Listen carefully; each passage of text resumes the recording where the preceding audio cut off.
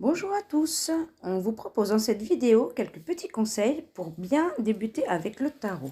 On a eu pas mal de demandes à ce sujet, alors on se lance. Bon, précisons tout de suite qu'il s'agit de conseils, en aucun cas d'obligation. Chacun est libre de faire comme il le sent, c'est primordial. Voyons tout d'abord le choix du tarot. Quel tarot choisir lorsque l'on débute? Commencez peut-être avec un jeu traditionnel pour bien vous imprégner de chaque symbolique. Maintenant, si un jeu vous attire particulièrement et vous parle vraiment, allez-y. Si vous n'avez pas encore trouvé The Tarot, celui fait pour vous, n'hésitez pas à chercher dans nos vidéos des présentations de différents tarots vous sont proposés. C'est pas forcément la peine de mettre des sommes exorbitantes. Faut savoir avec certains créateurs, certains artistes, des passionnés, on en trouve à des 50 voire 100 euros. Mais bon, il en existera aussi de très bons à des prix plus abordables, à 5, 10, 20 euros. On vous conseille de commencer avec simplement les 22 arcanes majeures pour ne pas vous décourager. Maîtriser 22 lames avec leurs différents aspects positifs et négatifs et toutes leurs interprétations possibles, c'est déjà énorme. Et lorsque vous vous sentirez prête, vous pourrez étudier les 56 autres cartes, les arcanes mineurs, avec les deniers, les épées, les bâtons, les coupes et leurs personnages de cour, valet, cavalier, reine, roi. Ça fait 78 cartes en tout. Mais c'est passionnant et ces arcanes permettent des interprétations encore plus riches de précision. Si vous le souhaitez, vous pouvez purifier votre jeu de tarot ou votre oracle et le charger en bonnes énergies. Pour ce faire, j'utilise la méthode donnée par un grand médium que Lou et moi trouvons génial, Jérôme Vibert. Beaucoup d'entre vous le connaissent peut-être déjà, c'est d'ailleurs grâce à lui que beaucoup de ceux qui nous suivent sont venus à nous grâce à lui. Si vous désirez comprendre pourquoi il est tant apprécié, allez voir les vidéos qu'il fait avec son ami Bernard sur sa chaîne, Au-delà des mondes. Vous verrez, il est époustouflant et vous comprendrez pourquoi il est si apprécié. Jérôme, si tu nous regardes, on t'embrasse fort. Mais bon, revenons maintenant à la purification des cartes. Alors, il suffit simplement de passer votre jeu au-dessus de la fumée encens pontifical pour Jérôme et papier d'Arménie pour nous. Alors, si vous tournez dans les sens inverses aux aiguilles d'une montre, vous enlevez les énergies négatives. Si en revanche vous tournez dans le sens des aiguilles d'une montre, vous chargez en énergie positive. Faites ce geste en conscience, c'est-à-dire en exprimant l'intention que vous y mettez, soit dans votre esprit, soit dans votre voix. C'est pas très grave si vous le faites à haute voix et que ça vous fait bizarre, vous n'êtes plus à ça près. Vous avez choisi d'être un peu perché en pratiquant la tarologie.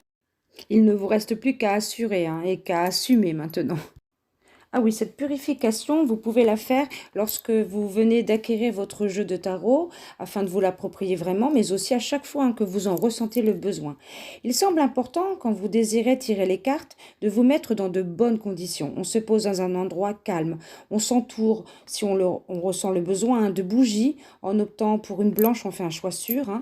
On met des pierres qui nous apporteront leurs énergies protectrices. On peut éventuellement mettre de l'encens, bon, pas directement sous le nez, bien sûr, et pourquoi pas un fond de musique relaxante aussi. Il est recommandé très souvent de ne pas croiser les jambes ou les bras pour laisser les énergies circuler. Conseil de ma défunte mamie. Pieds bien à plat, c'est le top pour l'ancrage. Idem éventuellement pour les personnes que vous aurez peut-être un jour en face de vous.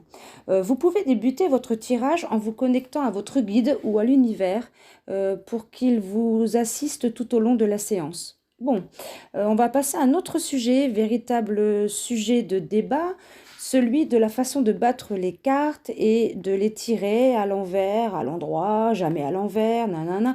Encore une fois, adoptez la méthode qui vous convient à vous. Battez les cartes comme vous le sentez, en les mélangeant comme ça, ou alors toujours face renversée, il ne faut pas voir voilà. Ou alors, on peut les brasser de cette façon. faites comme il vous plaît. L'important en revanche, c'est de le faire en vous concentrant sur la question posée ou sur la signification que vous allez donner à la carte. Doit-on forcément tirer les cartes à l'envers? Non, encore une fois, on fait comme on le sent. Perso, Lou et moi, on ne les tire pas à l'envers. On préfère interpréter chaque carte, soit dans ses aspects positifs, soit dans ses aspects négatifs, selon la fonction qu'on a décidé de lui attribuer. C'est-à-dire qu'on tire une carte, plutôt de la main gauche hein, d'ailleurs, main du cœur, merci mamie de la précision, en pensant à ce qu'elle va représenter dans le tirage.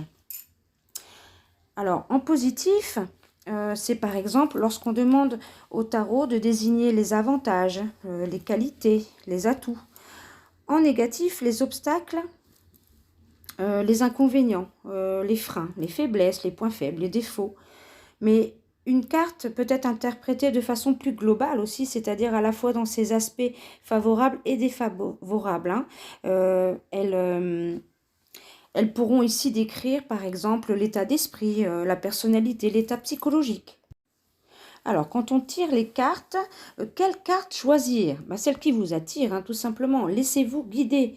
L'essentiel est de formuler, bien formuler hein, dans votre tête ou à haute voix, hein, pourquoi pas, on s'en fiche. Quelle fonction va tenir chaque carte? Quelle carte hein? Alors, pour ce faire, on va prendre un petit exemple, vite fait.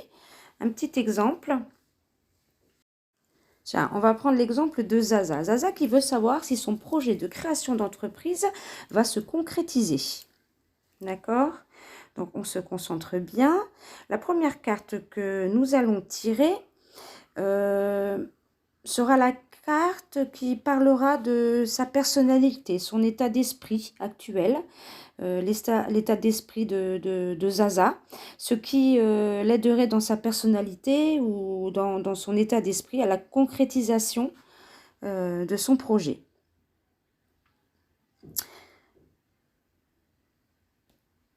Alors,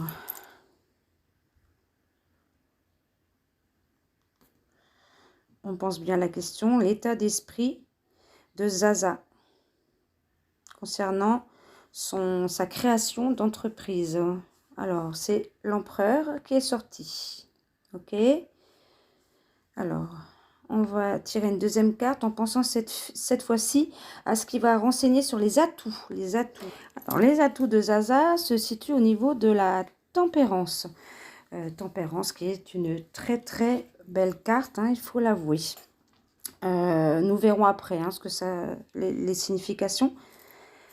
À cette place aussi, hein, la carte de tempérance nous indiquera toutes les qualités dont dispose Zaza hein, pour mener à bien son projet hein, de création d'entreprise.